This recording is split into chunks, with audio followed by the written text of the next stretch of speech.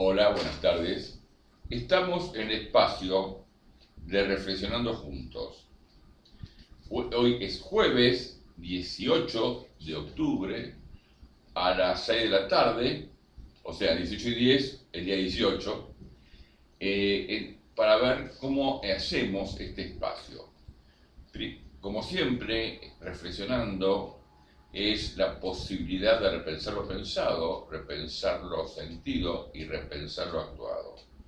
Siempre tiene que ver el repensar para si hay que modificar algo, para si hay que absorber algo, para saber si ver algo, tener otra concepción de la situación real, como siempre una espiral cada vez más abarcativo, en la cual uno tiene una mayor comprensión de esa realidad, ya que es muy contradictoria en sí mismo y tiene muchos aspectos. Por eso mucha gente cuando habla y asevera cosas, eso es su verdad. Cada uno tiene una verdad, que es una parcialización de esa realidad, en lo cual uno se apropia de alguna parte a la que llama su verdad. Pero la realidad es mucho más conflictiva, contradictoria, abarcativa, y no hay ningún ser humano que pueda ver la totalidad de esa realidad. Por eso es tan importante poder reflexionar junto con los otros, para poder de alguna manera aportar cada uno esa mirada sobre la realidad y entre todos enriquecernos, y cuanto más diferentes sean esas miradas, más nos enriquecemos mutuamente. El tema es saber manejarse con lo diferente. Por eso insistimos tanto con la diferencia, que no son enemigos, sino son parcializaciones de esa realidad. No, nos muestra que la verdad no es única y que, bueno, está tan lejana, podemos decir que hay veracidad, que hay puntos que nos acercan a esa verdad y que cuanto más opiniones ejerzamos, más cerca vamos a estar de ella. Exactamente. La realidad. Entonces, la realidad. Bueno, con respecto al programa pasado, fue muy visto, gustó mucho, tuve muchas devoluciones. No hubo preguntas, sino felicitaciones realmente, para vos y para mí, en la cual gustó y dicen que fue muy entretenido y es interesante cómo, a pesar de poder conversar, porque cada uno con Vito tenemos nuestras miradas, es más, nosotros no hablamos de lo que va a decir cada uno. Sí. Nosotros digo, el tema va a ser tal y cada uno viene acá y aportamos y hablamos. Y podemos tener diferencias, pero siempre con el respeto y la manera de manejarnos para aprender uno del otro. Esa es un poco la idea. Bien, entonces hoy tenemos con Víctor, teníamos una duda de qué hacer hoy. Y mi idea, esto fue mío que le dije a Víctor, yo no quiero hacer un programa político ni económico de este espacio, porque está tan confuso todo y hay tanta gente hablando de la inflación y si Macri y si Cristina y si Carriola hace la denuncia a Garabano. Entonces estamos en un momento de dimes y diretes que no trae claridad, trae cada vez más confusión. Y a veces cuando uno no tiene las cosas claras es mejor callarse la boca sobre algunos temas y no ser tan soberbio como si uno tuviera respuesta a todo, porque no la tenemos, no la tenemos. Simplemente tenemos ciertas situaciones para poder tener un mejor armamento en el sentido de herramental para poder comprender esa realidad. Y a veces el estado confusional es parte del estado de la comprensión de esa realidad. Cuando uno está confuso. No es un drama estar confuso. No. Ni tampoco estar melancólico, ni tampoco estar depresivo. Son estados transitorios que uno, bueno, lógicamente va a buscar superarlo. Exacto. Bueno, hasta que encuentran las claves, hasta que lo ayudan también a ver ese camino. Y además siempre hay una tesis, una antítesis y una síntesis. Exacto. Y entender que el conocimiento es un proceso. Y saber que esa síntesis se va a transformar después en una tesis en la cual va a aparecer otra antítesis para hacer una nueva síntesis. Y el conocimiento es nunca acabar, sí. Nunca se acaba de aprender. Por eso, aprender y aprender. Por eso es tan importante tener la humildad necesaria para decir de esto no sé, de esto no hablo, o de esto todavía no lo tengo clara. Y es así. Bueno, entonces, ¿qué hicimos con Víctor? Como había quedado hace 3, 4 programas, el último que hicimos, Sí. que antes de hacer la reforma de la casa, que no teníamos lugar para hacerlo, hicimos que vamos a continuar analizando la fascinante búsqueda del autoconocimiento, apoyándonos en el libro, yo hice un trabajo sobre el libro de Margaret Ferguson, La conspiración de Acuario. El Víctor lo conoce y va a aportar un poco con la enseñanza de don Juan de Castaneda y vamos a ver si podemos hacer una introducción. Yo voy a empezar a hablar de algo y después Víctor cuando quiera corta y le damos para adelante, ¿ok? Eso es un poco la idea. El desapego es la no dependencia. O sea, cuando uno aprende a no estar apegado a situación, a lo que sea física, o sea, material, emocional o intelectualmente, a nada, tiene la independencia. Y esto es un ejemplo de lo que pasó con un famoso médico norteamericano, cardiólogo muy conocido, que hace 30 años está investigando sobre las células madre del corazón. Y él sostenía que las células madres se regeneraba el corazón, que no había muerte del corazón. Hizo todo un trabajo y los otros médicos, también cardiólogos, científicos, lo acompañaron. Es más, el gobierno de Estados Unidos le dio fortunas para que siga investigando y él publica trabajos. Se descubrió hace una semana que era todo falso. Un famoso cardiólogo, un tipo de 70 y pico de años. Un mitómano, eso es espectacular. Pero lo peor es que toda la gente, todos los científicos, claro, se lo creyeron. ¿Cómo lo manipuló? Y siguieron a hacerle el mismo trabajo a muchos pacientes, vendiéndolo una piedra filosofal, una panacea para su corazón, porque le inyectaban células madres y de eso le regeneraban el corazón. Entre ellos, ¿quién cayó? El señor Sofovich, Gerardo Sofovich, el famoso cardiólogo de La Puente, muy conocido en Argentina, creyó el cuento porque él vio algo y cuando a veces te venden el buzón, te lo compras por más que sea un sabio. Estoy hablando de cardiólogo a nivel mundial y era todo mentira. El tipo largó de hace 30 años trabajo y teoría y todos se lo compraron. Es maravilloso cómo los seres humanos todavía, aunque creamos que estamos por encima, nos venden el San Martín, como cada chancho del San Martín, ¿viste? Somos inocentes. Pero lo que pasa es que a veces la mentira tiene tantos matices de realidad. Estoy hablando de científicos, insisto con esto, busquen información, células madres, cardiología, y se van a dar cuenta, este médico, cómo engañó hace más de 30 y pico de años a los científicos del mundo en la parte cardíaca. Bueno. El desapego es ¿esto por qué lo digo? Porque a veces uno se apega a una teoría y como está viviendo y trabajando de eso y tiene sentido en su vida, sigue apegado a esa teoría y ya no lo discute. Son los famosos axiomas, o sea, lo que se da por cierto y no es cierto. Por eso siempre digo o planteo que uno no tiene que dar nada por cierto. Tener siempre una actitud crítica hacia todo, crítica científica, no crítica de criticón, no crítica de científico. Ni siquiera el teorema de Pitágoras, para decir algo que se golpee mucho. Todo hay que siempre tener una mirada aséptica y no aceptar las cosas porque sí. Fundamentalmente, acá viene otra parte que escribí, que dice, no podemos salir de la trampa hasta que no salimos de ella. O sea, cuando uno sale uno a veces está mal, pero no sé cuán mal está hasta que deja de estar mal. Es decir, cuando uno cae en un pozo de depresión, dice, lo toma como su realidad, pero cuando logra salir de ese pozo de depresión, y mira y dice, ¿cómo pude haber caído tan bajo? Tan bajo no en cosa de degradación, sino estar tan mal y no me daba cuenta. Y eso es lo que nos pasa a los humanos. Hasta que no salimos de la trampa, no nos damos cuenta que estamos en la trampa. Hay un cuento, si me quieres parame, Víctor, ¿eh? Sí, tiene que ver un poco lo de aquí de Carlos Castaneda y su relación con Juan Matu, que es la enseñanza de Juan, que es un indígena, un viejo chamán. Yaqui, un chamán yaqui de los indios del desierto de Sonora.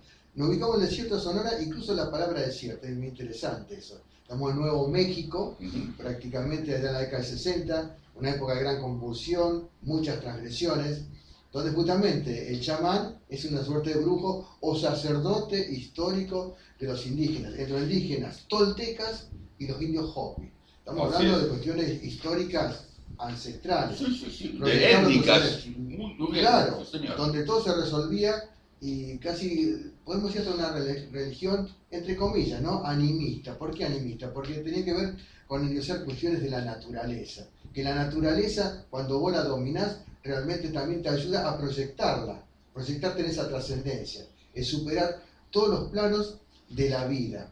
Porque en definitiva eso del desapego también tiene que ver con lo que es cambiar la medida del hombre. El hombre finito en el hombre infinito. Y aquí justamente se plantea el hombre infinito. Pero yo hago nomás una introducción para después continuar, lógicamente. Lo interesante de Castañeda, que es un antropólogo, algunos dicen de origen peruano, no importa eso. Pero el hombre muy imbuido en las cuestiones estas de las tradiciones, sobre todo de los pueblos originarios y sobre todo aquellos más ancestrales. Y él trata de meterse con este sacerdote indígena yaqui, de convencerlo. Y eso le cuesta mucho, porque estamos hablando de una relación que fue entre el año 1960 y 1965, para que el antropólogo Carlos Castaneda pueda hacer su tesis doctoral de antropólogo en la Universidad de California en el año 68, 3 años posterior a toda esa relación profunda. La experiencia la hizo en el desierto de México. En el desierto de México, en Sonora, justamente. Yo marcaba el desierto porque a mí también me transportaba, vos fíjate, esos paisajes, más allá de ser antropólogo, totalmente despegado de todo, de toda la cuestión urbana, de toda la cuestión incluso de la tradición de cada uno, porque dentro de todo Carlos Castaneda, aunque uno dice sí, venía de la selva peruana, pero también tiene que ver con lo urbano, un hombre cultivado, un hombre de la universidad, un hombre realmente del capital, y estamos hablando en el siglo XX, ir a eso, a todo aquello es apacible, como decir, no hay nada aquí, estoy yo y la naturaleza, como Jesucristo, fíjense ustedes. ¿Y quién lo llevaba? El indio yaqui sería como el brujo, como Jesucristo supuestamente lo llevó Satanás, o decir, bueno, alguien que te explora y decir, bueno, ¿vos quién sos? ¿Qué querés ser? ¿Qué querés ganar? ¿Qué querés entregar? ¿Qué querés de poner eso justamente que vos hablás? A eso iba a hablar. De entregar todo, de largar todo para realmente ver esa perfección.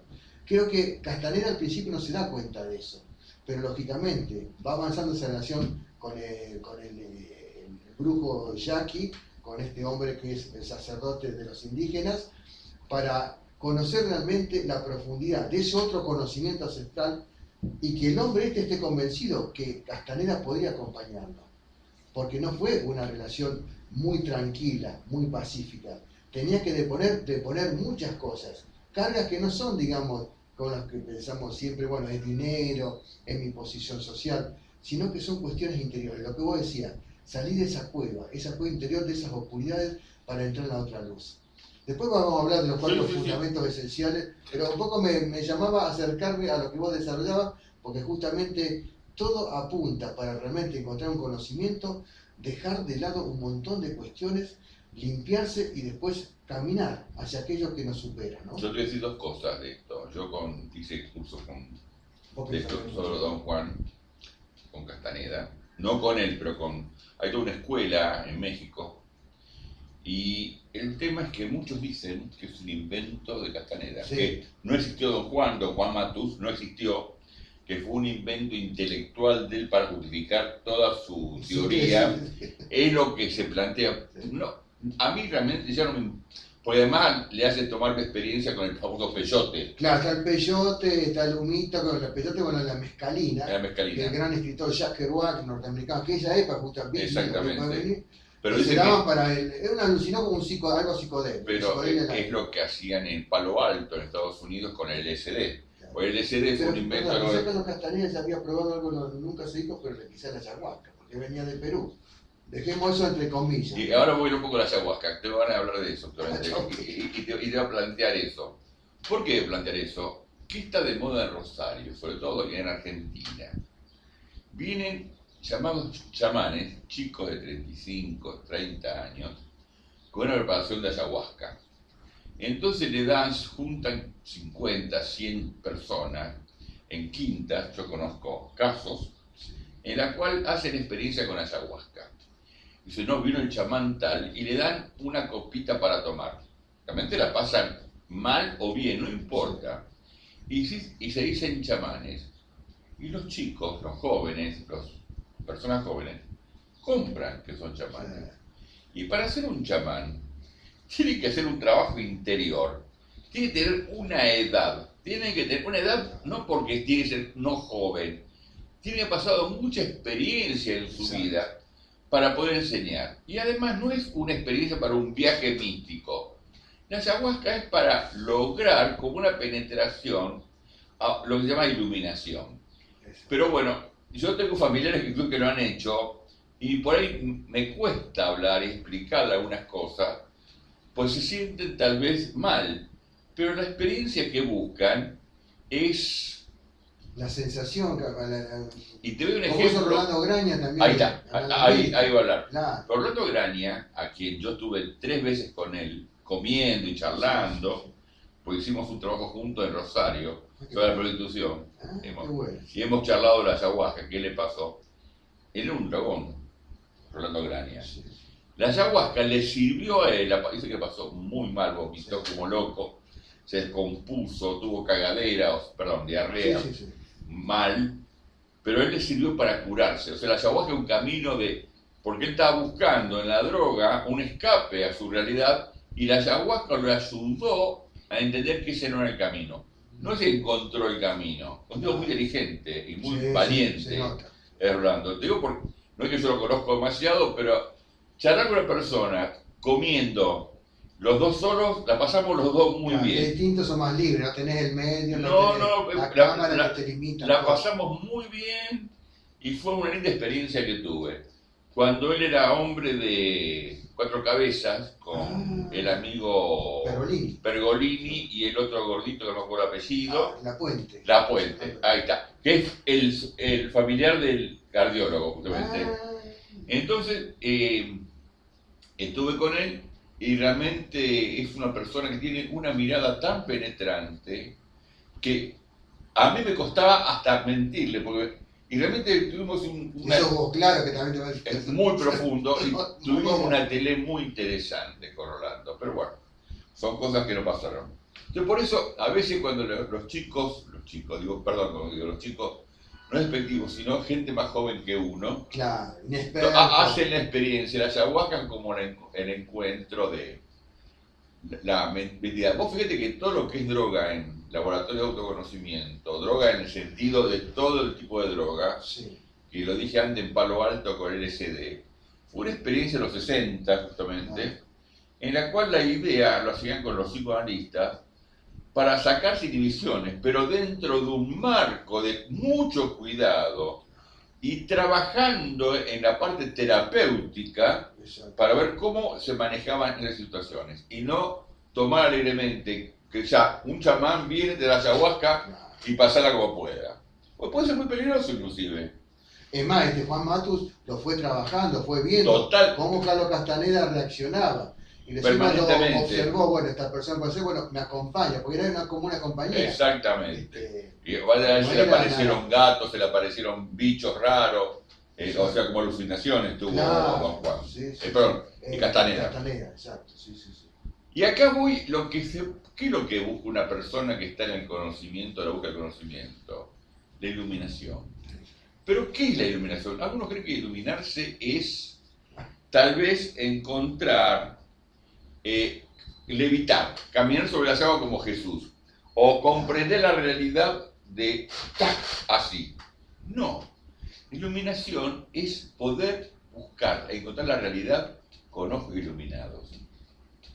Es decir, uno puede iluminarse o encontrar la famosa estado de sadhana cuando tiene la capacidad que sus ojos iluminen las oscuridades.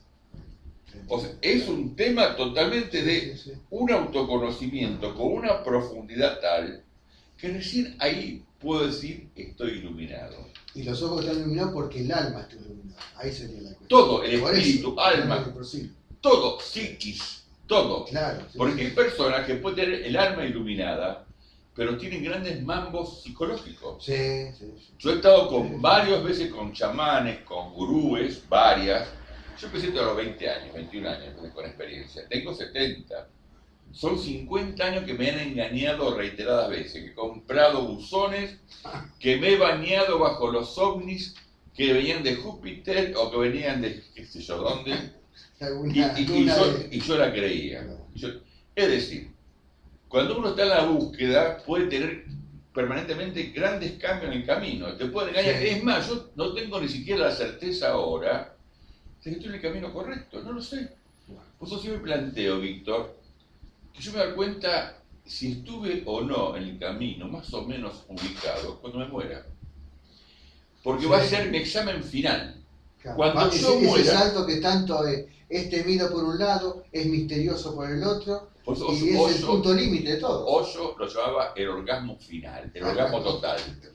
Porque es la entrega total a la vacuidad. Claro. Porque cuando uno tiene sexo, cuando eyacula, da todo lo que uno puede y encuentra con el vacío, con la vacuidad. Sí. Con la totalidad de la vacuidad, aunque parezca contradictoria.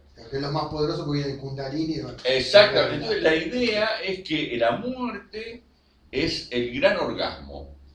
Cuando suceda, si es que alguno me puedo comunicar, se lo comentaré. Aquí estoy.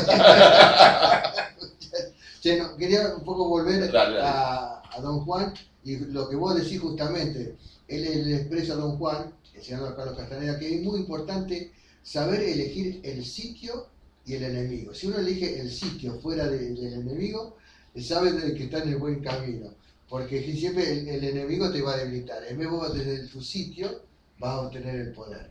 Pero a su vez el poder tiene que tener mucho de corazón, ese corazón ardiente, porque el poder en sí mismo es como que a uno lo envanece y a uno lo hace equivocar. Es lo que vos decías, bueno, eso de iluminarse. Está todo relacionado, ¿viste? Es algo impresionante. Es que por eso son procesos, no son estadios separados. Van todo una causa-consecuencia avanzando que te vea, después puede una parte de un retroceso y un juego de nunca acabar. Bueno, y también saber que la incertidumbre es el compañero inseparable de todo explorador. Y hay otro compañero inseparable, la locura. O sea, la incertidumbre y la locura, porque uno nunca va a saber si tiene certeza de nada. Porque lo que hoy es el piso, lo que hoy es el techo, lo que hoy son las paredes, cuando cambia el punto de vista, deja de ser paredes, y en vez de paredes son una mera ilusión, y no hay paredes. Si la pared es como nada, cuando descubro poder ver a través de las paredes. ¿Pero qué está diciendo? Es así. Es como Pedro, bueno, hagamos la metáfora cristiana, como Pedro caminando sobre las aguas y cuando se da cuenta quiere abrazarse a Cristo, abrazarse a la salvación, el que cree, quien no cree, ¿viste? Así es. Bueno, ¿querés algo más o sigo? Sí, un poquito más. No, seguí, bueno, después vos vas a aclarar esos 4 puntos esenciales. Claro, no son puntos, yo más adelante, pero eso está largo todo. Es largo, claro. ¿Querés la próxima? Tocamos lo que... La próxima. Por eso Víctor habló antes conmigo para ver que él quería tocar 4 puntos que se llama, Don Juan le dice, los enemigos del hombre conocimiento. Claro, lo voy a nombrar nada más. El poder, la claridad, el miedo, la claridad, el poder y la comodidad. La vejez, la comodidad, que es lo que da la vejez. Claro. Es largo, es interesante. Que vos lo conocés desarrollado. Sí, lo conozco bastante. Pero si quiero tocamos ahora, pero me parece que va a ser largo. Los puntos nomás. Bien. Para que la gente se vaya ubicando y que la cosa es muy seria todo esto y exige como una presencia vital, ¿no? Para lo que vos hablás, justamente, no hay esto jugar con los chamanes y que por ahí decimos, bueno, este me salva, este me da esta cosa y yo... La búsqueda del gurú. Es algo profundo, tremendo. Perdón, la búsqueda del gurú o del sacerdote o del rabino o del pastor o del que sea. Sí. El chamán en última instancia es un gurú. Ustedes piensan cuando ven la historia, yo le digo a la gente que compra la tema ayahuasca, que piensen en cuando hablan de gurú. y ven a un gurú, un Sai Baba, un Osho, un Jesús, y un chico de 35 años que viene con un frasquito de ayahuasca, porque prepara bien el alucinógeno, se autollama chamán. Le digo para que tengan cuidado, nada más. Después cada uno de su experiencia y que la pase, pero tengan precaución. Yo otra vez tuve una charla con un viejito cuando mi vieja estaba muy enferma. Y nos hicimos amigos en un sanatorio de casualidad. Dije, mi mamá estaba internada y este hombre era un negro tape chiquito, cortito así, mayor. Yo tendría en ese momento 35 años. Vivía en Villadiego y una vez lo invité para charlar con él y nos sentamos abajo una higuera. No, abajo un ombú de un ceibo. Y había una higuera y me decía, mira allá. Y me mostraba y dice, ¿ves el humo? Y yo pensé que no vi nada. Y después lo empecé a ver cuando él me iba indicando cómo mirar. Pero este hombre, muy sabio, pero no sabio de haber leído, sino sabio de haber vivido y de aprender la experiencia, me decía, y me dijo una cosa que yo me quedé toda mi vida, le agradecí siempre.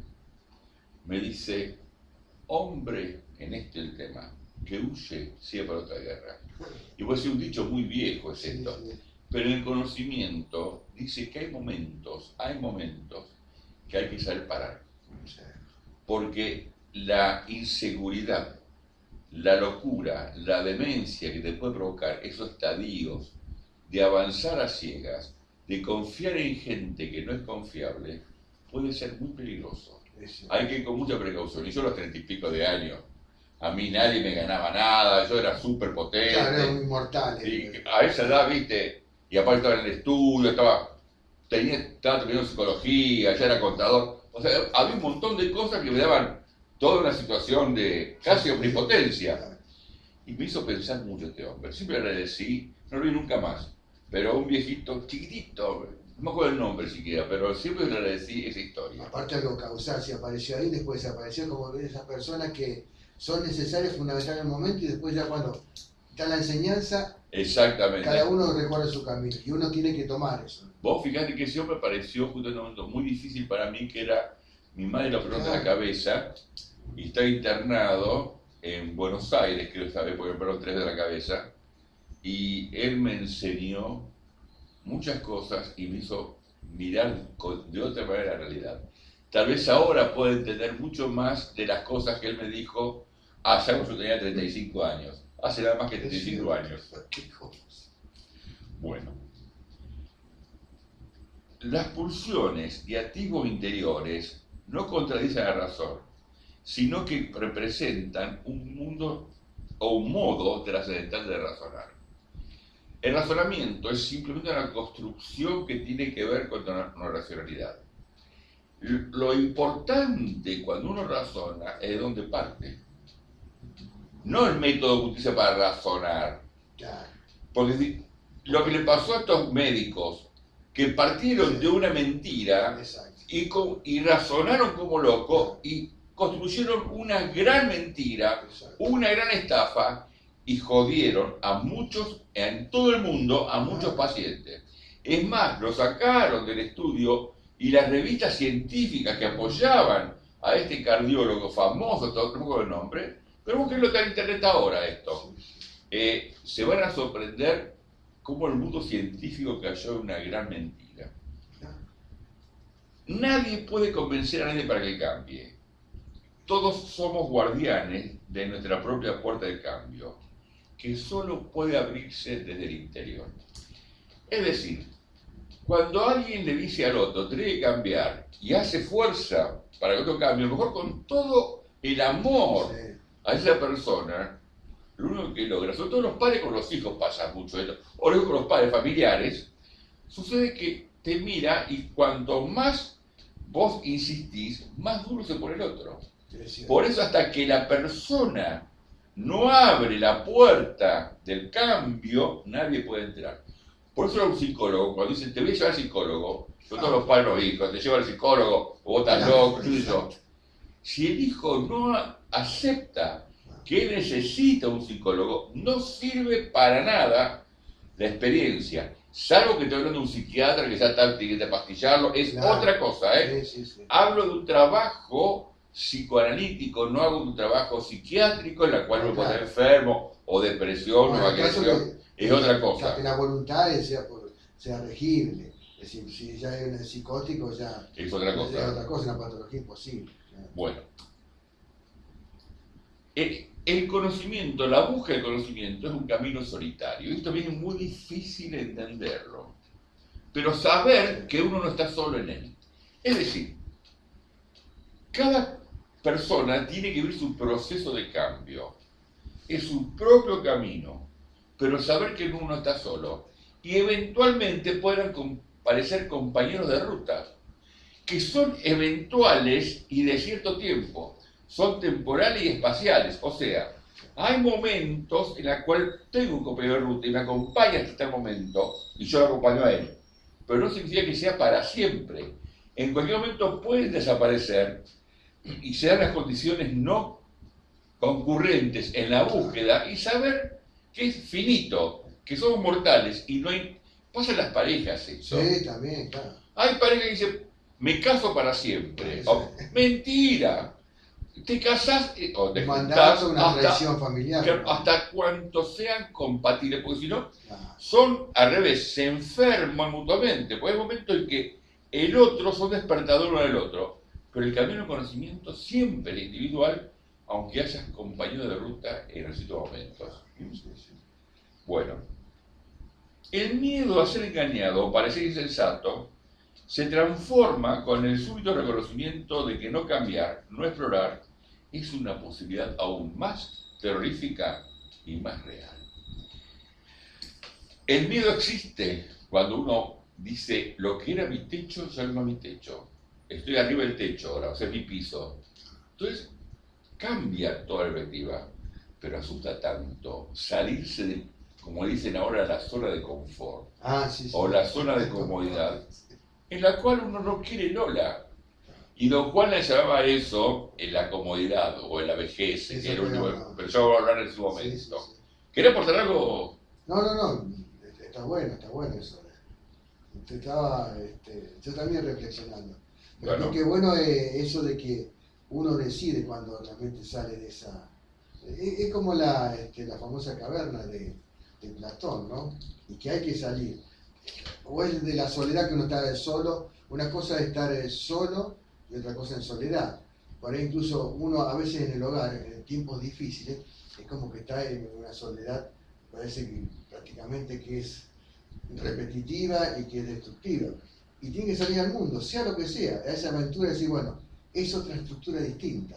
Sobre todo decimos a la gente en estos tiempos donde hay mucho dolor a veces, o mucho incluso manejo mental y psicológico, de sentirse como, no en la potencialidad de uno, sino como que uno va decayendo. Y más a cierta edad, nosotros que somos maduros, bueno, es muy difícil, es muy peligroso aparte. Por eso yo les digo de salir de esa cueva y pelearla. Y quizás se encuentra ahí, algunos de los puntos de esa luz, se encuentra en ese contacto que no se esperaba afuera. Y que a pesar de todo que parece casual, es causal también. Porque claro, no está provocando el salir. Vos fíjate, para ir terminando ya, voy a contar un cuento que escribí sobre una cueva. El chamán, o el gurú, o el maestro, a veces nos usa armas no leales para que uno pueda avanzar. Y digo lo siguiente, a veces uno está en la cueva y por miedo no quiere salir de esa cueva. Entonces, ¿qué hace el gurú, o el maestro, o el chamán, o el que nos acompaña en ese momento? Prende fuego a la caverna. Y entre el miedo que sentimos de quemarnos, salimos corriendo de esa caverna y nos encontramos con un cielo límpido, un viento que alisa nuestros cabellos, un aire puro que nunca habíamos respirado antes. Entonces, poético, ¿eh? Bueno. Entonces, eso... Vida. Eso es lo que enseña un real chamán, un real gurú, ¿no? Que nos saca de ese submundo de oscuridades y de miedo y encontramos, nos abre los ojos a un mundo nuevo. Es un poco me acordé cuando hablaste de la grúa. Claro, sí. Es un poco hablando de la ruta de Platón o la ruta... Claro que siempre está presente en nuestra vida, es como que esa memoria ancestral creo que la tenemos Vos todos. fíjate que el judaísmo, el examen final de cuando se estudiaba Cábala, era meterlo, Rabbi Akiva hizo esto, era meterlo 40 días en una cueva solo. Y le daban la comida a momentos distintos para que nunca supiera si de día y noche y los horarios. Entonces, cuando uno estaba realmente preparado para hacer esta experiencia, pues yo he hecho muchos estudios, y salía loco, todo lo que aprendió no servía para nada. Entonces, si la persona seguía iluminada, porque podía tener los ojos iluminados para ver la realidad oscura, salía con total claridad de esa cueva de 40 días. Es el famoso experiencia cuando uno podía realmente empezar a enseñar Cábala. Importante esos números, bueno, algún día hablará de los 40, el cambio en la generación, el cambio de postura. Aparte, Sí, los 40 años, los 40 años es cierto, todos los 40 es un cambio profundo. Exactamente. Bueno, Víctor, estamos terminando, ¿querés hablar algo más vos? ¿Agregar algo? No. Después vamos a hablar, quizás ir mezclando con lo de don Juan Matus, algunas de esas cuestiones que vos planteaste, los 4 puntos, así que son los enemigos, que vos los vas a desarrollar en profundidad. Sí, lo vamos a desarrollar. Y después que William Blake, el gran escritor español, el poeta, hablaba que el poder de la intención marca también, como nosotros nos ponemos, es la actitud frente a esos cambios, es donde encontramos realmente también el cambio. Es algo más racional, por ahí podés decir vos, pero tiene que ver también con una postura del individuo, dándole incluso un poco de oxígeno para que realmente estos cambios se produzcan. La intención es muy importante, más allá que parte del corazón. Entonces siempre insisto, vuelvo a los temas que hacen a la profundidad del ser humano. Esa luz que vos hablabas, ¿viste? Lo que pasa es que todo es cambio, no hay nada perenne ni nada para siempre. Eso es lo que lo plantea el Kibalión por su lado, y todo se mueve, nada está quieto, y lo que hacía la ley separatismo dialéctico es lo mismo. Cortamos, si no vamos a empezar con otro tema y va a ser algo. Lo único que algún día me gustaría que hablé, no sé si vos manejás seguramente el libro famoso de la poesía que me encanta, el Shoah. La Shoah. La Shoah. Me parece que una... Shoah está hablando. No sé cómo lo vamos a poner. El Shoah es parte de Cábala y es parte de lo que se llama el libro de la claridad o el crecimiento. No Shoah. Shoah. Porque Shoah es el holocausto. Esto es lo contrario. No, la Shoah. Ese, el Shoah. Son libros de estudio de Cábala, unos libros principales. Es muy complejo, es muy difícil. Igual, no sé si, vamos a ver si lo tocamos. Algo conozco. Alguna vamos a hacer. Algo vamos a charlar. Bueno, hemos llegado al fin de este espacio. Como siempre le agradecemos. Cualquier cosa nos comunican con nosotros. Información o lo que quieran criticar, este programa o este espacio. jgermana@fiverr.com.ar. Si no, WhatsApp 156-382-997. O en Facebook, mensajes públicos privados, con mucho gusto. Trataremos de vamos a aceptar lo que ustedes plantean y también podemos rebatir lo que ustedes plantean o podemos aclarar lo que ustedes plantean. Es decir, acá no hay nadie que la tenga clara ni nadie que tenga la razón. Estamos todos en el camino de ida. No hay nadie que está de vuelta. A mí me dicen muchas veces, yo ya estoy de vuelta y digo, ¿dónde habrá llegado para ya estar de vuelta? Bueno, basta, pues si no podemos hablar, estoy... Hasta el próximo encuentro y muchas gracias. Chao.